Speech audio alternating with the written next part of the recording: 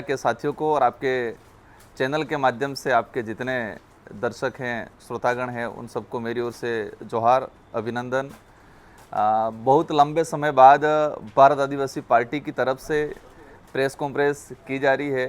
हम हालांकि छोटे छोटे कार्यक्रमों में कहीं न कहीं बाइट या कहीं न कहीं बयानबाजी ज़रूर हो जाती थी, लेकिन लंबे समय के बाद यह माना जाए कि विधानसभा 2023 और लोकसभा चुनाव के बाद पहली बार मीडिया के सामने हम सामूहिक रूप से रूबरू हो रहे हैं। रूबरू होने का मुख्य वजह ये रहा कि जिस तरह से पूरे राजस्थान के अंदर विधानसभा चुनाव से पहले भाजपा ने माहौल बनाया था कि डबल इंजन की सरकार बनाएंगे और डबल इंजन की सरकार में सारे काम फटाफट होंगे, विकास तेज़ी से दौड़ेगा, एक गति पकड़ेगा, इस तरह से एक माहौल बनाया था। और जैसे विधानसभा चुनाव हुए, राजस्थान के अंदर भजनलाल जी की सरकार बनी और विशेषकर चर्चा में है पर्ची की सरकार। लेकिन सरकार जिस दिन से बनी है उस दिन से सरकार को या सरकार चलाने वालों को समझ में नहीं आ रहा है कि ये हम किस पद पे बैठ गए हैं, इस पद का निर्वहन कैसे करना है। ना तो मुख्यमंत्री जी को समझ में आ रहा है, ना ही उनके जो मिनिस्टर हैं, इन मिनिस्टरों को भी समझ में नहीं आ रहा है कि हम कौन हैं, हमें क्या करना चाहिए। वहीं से हम सीधा हमारे शेड्यूल एरिया पे आ जाते हैं और शेड्यूल एरिया में हमारे दो मिनिस्टर बनाए हैं, टीएडी मिनिस्टर बनाए हैं और एक राजस्व मंत्री बनाए हैं।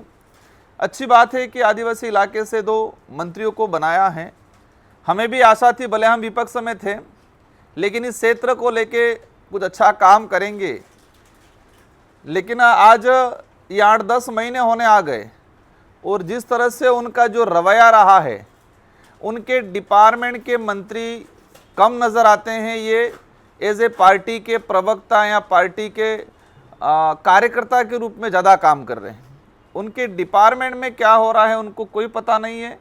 एज ए पार्टी पर प्रचारक के रूप में वर्तमान में काम कर रहे हैं और डिपार्टमेंट के अंदर अधिकारी वर्ग एक चूहे की तरह पूरे डिपार्टमेंट को करतने का काम कर रहे हैं। लेटेस्ट एक न्यूज़ आई थी टीएडी डिपार्टमेंट के अंदर, जिस तरह से सामग्री का बंटवारा हो रहा है। आज टीएडी डिपार्टमेंट के अंदर छात्रावासों के अंदर हमारे आदिवासी समुदाय के बच्चे पढ़ रहे हैं और उनको घटिया सामग्री का जो वितरण किया जा रहा है। छात्रावासों में जैसे असुरक्षा बढ़ रही है, हॉस्टल वार्डन जितने भी थे, टीएडी एक मिनिस्टर साहब ने राजस्थान विधानसभा की गरिमा को तार तार किया है। आप सबकी जानकारी में होगा, मैं विधायक था, 2023 में दोबारा चुन के गया। मैंने विधानसभा में क्वेश्चन लगाया था कि टीएडी का कैडर बन रहा है, उस कैडर का क्या हुआ। टीएडी का नॉर्म्स है, सर्कुलर है कि 5 साल से 3 साल से अधिक कोई भी वार्डन नहीं रह सकता है। मैंने क्वेश्चन लगाया था, मंत्री जी ने जवाब दिया विधानसभा के अंदर कि हाँ बिल्कुल, टीएडी के अंदर 3 साल से जितने पुराने वार्डन हैं सारों को सारों हटा दिया जाएगा। मंत्री जी का विधानसभा के अंदर जवाब है ये। सेकंड, उन्होंने कहा था कि 2 से 3 महीनों में कैडर को पूरा कर दिया जाएगा। कैडर की प्रक्रिया चल रही है और उस कैडर का निर्माण जल्दी किया जाएगा ताकि टीएडी की अलग से वैकेंसी जारी करके भर्ती की जाएगी। एक राजस्थान की विधानसभा, एक सबसे सर्वोच्च, हमारा राज्य का सर्वोच्च सदन के अंदर एक मिनिस्टर एक संवैधानिक पद पे संवैधानिक सभा में ये झूठ बोले हैं कि 3 साल से ऊपर जितने वार्डन थे उनको हटा दिया जाएगा, लेकिन अभी तक कुछ नहीं है।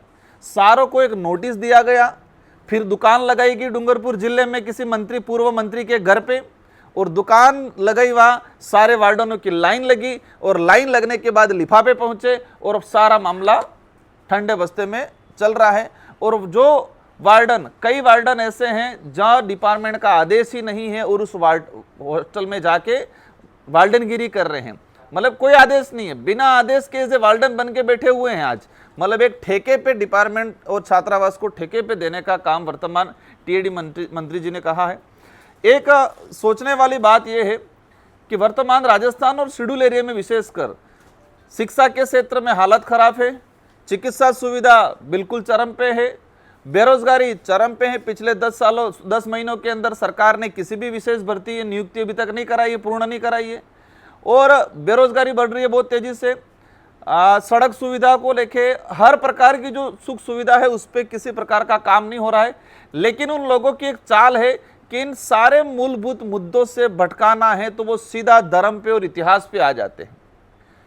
हमें जहां तक लगता है कि टीएडी मिनिस्टर और साथ ही हमारे उदयपुर के सांसद माननीय मन्नालाल जी, इन दोनों को आदिवासियों का इतिहास और आदिवासियों के हक अधिकार खत्म करने के लिए बनाया है, ऐसा महसूस हो रहा है। वो दोनों रेगुलर आदिवासियों के इतिहास और उनके हक अधिकार पे हमेशा कहीं न कहीं कटाक्ष करते आ रहे हैं। तो पार्टी की तरफ से उनको डेप्यूट कर रखा है कि आप आदिवासियों के हक अधिकार और आदिवासियों के इतिहास पे बार बार वार करो ताकि ये इतिहास खत्म हो जाए। देखो, इस देश की आज़ादी में हर समुदाय का योगदान रहा है। इस देश में जितने आक्रमणकारी आए वो हर धर्म, हर व्यक्ति, हर समुदाय का व्यक्ति लड़ा है। उस समय कौन किस जाति का है, कौन किस धर्म का है, उस आधार पे युद्ध में नहीं जाते थे। एक अंदर राष्ट्र भावना थी और लोग इस देश के लिए लड़ते थे, मर मिटते थे। लेकिन जिस तरह से मानगढ़ का इतिहास, आदिवासियों का इतिहास, उसमें स्पष्ट लिख रखा है। गोविंद गुरु महाराज को जब गुजरात कोर्ट में अंग्रेजों ने पेश किया तो उस कोर्ट का जजमेंट है, उस जजमेंट में स्पष्ट लिख रहा कि बिलराज कायम करने के लिए यह आंदोलन छेड़ा जा रहा था भक्ति के माध्यम से। तो मन्नालाल जी का न तो इस डूंगरपुर बांसवाड़ा से लेना देना है, न ही उस भक्ति से लेना देना है, और न ही यहाँ का इतिहास जान रहे हैं। लेकिन किसी के इशारे पे ये लोग कहीं न कहीं धीरे धीरे हमारा इतिहास को खत्म करने का काम कर रहे हैं, उनके पार्टी आलाकमान को खुश करने के लिए। राणा पूजा भील की जयंती कल हुई, पूरे देश में धूमधाम से मनाई, आदिवासी समुदाय ने भी मनाया, अन्य ने भी मनाया। लेकिन जिस तरह से टीएडी मंत्री का कल विवादित बयान आया है, उन्होंने कहा है कि राणा पूजा भील नहीं थे, वो सोलंकी राजपूत वंश से थे। एक इतिहास को खत्म करने का काम कर रहे हैं। सबको पता है ऐतिहासिक पृष्ठभूमि के आधार पे उनके वंशज भी हैं, लेकिन जिस तरह से मॉडिफाई करके किसी विशेष संगठन के द्वारा उनको पोषित किया जाता है मानसिक रूप से, और वो ऐसे बयानबाजी करते हैं क्योंकि उनको वोट बैंक का डर है, उनको राजनीति का डर है। तो राणा पूजा के बारे में जिस तरह से उन्होंने गलत कमेंट किए हैं, उसको लेके पूरे आदिवासी समुदाय और साथ ही अन्य समुदाय में भी ये एक आक्रोश पैदा हुआ है। एक राज चिन्ह, मेवाड़ का राज चिन्ह में स्पष्ट लिख रखा है। एक तरफ भील राणा पूजा की तस्वीर है, दूसरी तरफ महाराणा प्रताप की तस्वीर है। लेकिन जिस तरह से उन्होंने इतिहास को मरोड़ने का काम किया है, उसको लेके पूरे आदिवासी समुदाय में आक्रोश है, और आने वाले वक्त में उनको अवश्य कहीं न कहीं मतलब मुंह की खानी पड़ेगी। एक डूंगरपुर जिले का विशेष मुद्दा है, केंद्र सरकार ने जल जीवन मिशन योजना शुरू की। उन्होंने टारगेट रखा कि 2022 तक घर घर नल पहुंचाएंगे। जल जीवन मिशन शुरू किया और 2022 तक घर घर मिशन पहुंचाएंगे। हम भी समझते हैं कि कोई भी टारगेट होता है, जरूरी नहीं है कि वो उस समय में 2 साल 3 साल लेट भी होते हैं। लेकिन आज 2024 आया, डूंगरपुर जिले में 15% भी घर घर जल जीवन मिशन योजना सफल नहीं हुई है। मैंने लोकसभा के अंदर क्वेश्चन निकाल के, मतलब क्वेश्चन लगा के डिटेल निकाला है कि आदिवासी बाहुल्य क्षेत्र में, शेड्यूल एरिया में वो 18% के आसपास है, पूरे शेड्यूल एरिया में। मतलब उनकी जो स्कीम थी वो 85% असफल हुई है। हमने करेड़ा प्रोजेक्ट सैंक्शन करवाया था पिछली सरकार में, 886 करोड़ का करेड़ा प्रोजेक्ट, जो पूरी 84 विधानसभा, साथ ही डूंगरपुर का और गलियागुट का, मतलब 3 विधानसभा का कुछ हिस्सा कवर हो रहा था। प्रोजेक्ट सैंक्शन हो गया, प्रोजेक्ट का टेंडर लग गया। टेंडर लगने के बाद सरकार बदली और सरकार ने इस प्रोजेक्ट पे आज रोक लगा दी है। एक तरफ कह रही है घर घर जल जीवन मिशन पहुंचाएंगे, अभी दोबारा टेंडर लगा, टेंडर ओपन नहीं कर रही है गवर्नमेंट।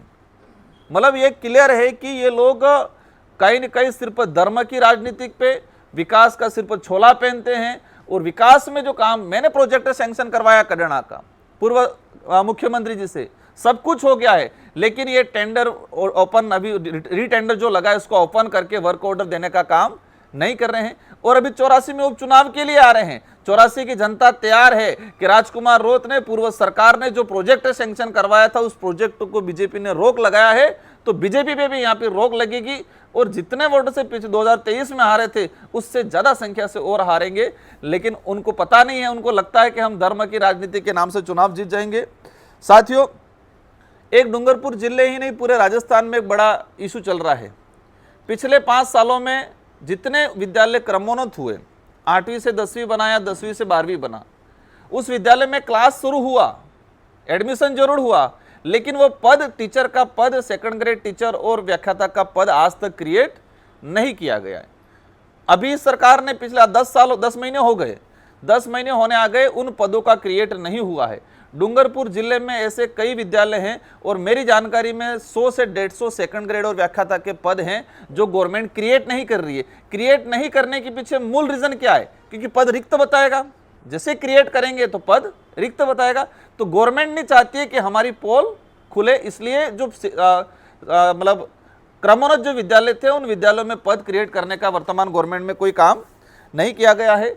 एक लंबे समय से डिमांड चल रही है ग्रामीण इलाकों के अंदर, और ग्रामीण परिवेश कहीं न कहीं रोजगार नरेगा पे डिपेंड रहता है। हर परिवार, कहीं न कहीं जो गरीब परिवार है वो रोजगार गारंटी में निर्भर रहता है। लेकिन पिछले समय में से लगा के वर्तमान तक केंद्र सरकार ने नरेगा का लेबर पार्ट का बजट काफ़ी लॉस किया है, और जो अभी बजट आया उस 2023 वाला जो लास्ट बजट रहा केंद्र सरकार का, सेकंड जो सरकार एनडीए की जो बनी, उसका 33% नरेगा का बजट उन्होंने कटौती किया। और आज भी डूंगरपुर जिले में नरेगा में 3-3, 4-4 महीने हो गए नरेगा का लेबर का पैसा नहीं आ रहा है। छात्रवृत्ति के लिए आंदोलन कर रहे हैं बच्चे, 3-3 साल हो गए छात्रवृत्ति नहीं आ रही है। पेंशन जो बड़ा बुजुर्गों को सहारा मिल रहा था, उस सहारे को भी वर्तमान सरकार ने कहीं न कहीं खत्म करने का, उनको बेसहारा बनाने का काम किया। पेंशन भी 2-2, 3-3 महीने हो गए। गरीब लोगों की जो विधवा पेंशन है, विकलांग पेंशन है, वृद्धावस्था पेंशन है, इन सारी पेंशन 2-2, 3-3 महीने हो गए पेंशन नहीं आ रही है। मतलब ये ऑल ओवर ये है कि वर्तमान जो सरकार डबल इंजन की सरकार के नाम से तो लग रहा है कि एक इंजन आगे लगा है, एक इंजन पीछे लगा है, और दोनों तरफ खींच रहे हैं, और खींचने से सारी राजस्थान की जनता त्रस्त हो रही है, सारी योजनाएं फेल हो रही है। और माना जाए कि आम जो जीवन यापन कर रहा था वो व्यक्ति भी त्रस्त है, क्योंकि महंगाई बहुत तेजी से इस वर्तमान सरकार में बढ़ी है। इन सारे मुद्दों को लेकर भारत आदिवासी पार्टी समय समय पे आंदोलनरत भी है, समय समय पे संघर्ष भी करते हैं, मुद्दों को उठाते भी हैं। तो हमारा विजन ये रहेगा कि भाजपा उपचुनाव में आ रही है, लेकिन किन मुद्दों पे आ रही है? और उपचुनाव की बात स्टार्ट करते हैं तो भाजपा ने पहले ही हार मान ली है सभी सीटों पे। भाजपा ने पहले ही हार मान ली है, क्योंकि नॉर्म से रहता है कि जो विधायक चुना जाता है और विधायक पद पे रहते हुए सांसद चुनाव लड़ता है तो उसको 1 साल का बजट रिलीज कर दिया जाता है। राजस्थान के अंदर 5 जगह ऐसे एमएलए हैं जो एमएलए रहते हुए सांसद बने, 1 जगह आरएलपी का, 3 जगह कांग्रेस का और 1 में बीएपी से। तो 5 जगह वर्तमान सरकार ने एमएलए कोटे पे बैन लगा दिया है।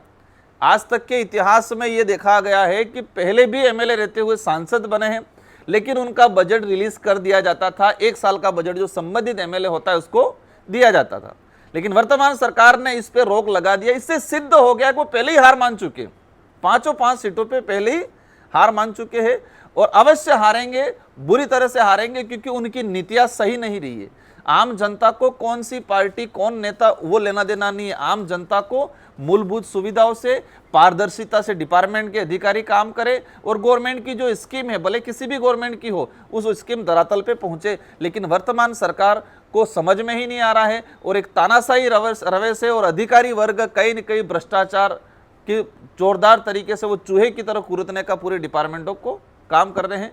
तो इन समस्त मुद्दों को लेकर भारत आदिवासी पार्टी के हमारे राष्ट्रीय सदस्य भाई विधायक जी और जिला अध्यक्ष जी, हम सब ने मिलकर प्रेस कॉन्फ्रेंस का आयोजन किया था, और हमने आपके माध्यम से मैसेज पहुंचाना चाह रहे हैं कि विधानसभा उपचुनावों में अगर आना है तो वास्तविक आपकी गलतियां जो है उसको स्वीकार किया है, स्वीकार करें, और जिस तरह से डिपार्टमेंट में डूंगरपुर जिले, बांसवाड़ा जिलों में जो भ्रष्टाचार हो रहा है उसको रोके, और गलती स्वीकार करके आए तो जनता कहीं न कहीं थोड़ा बहुत स्वीकार करेगी। बाकी बहुत बुरी तरह से ये लोग हारने वाले हैं।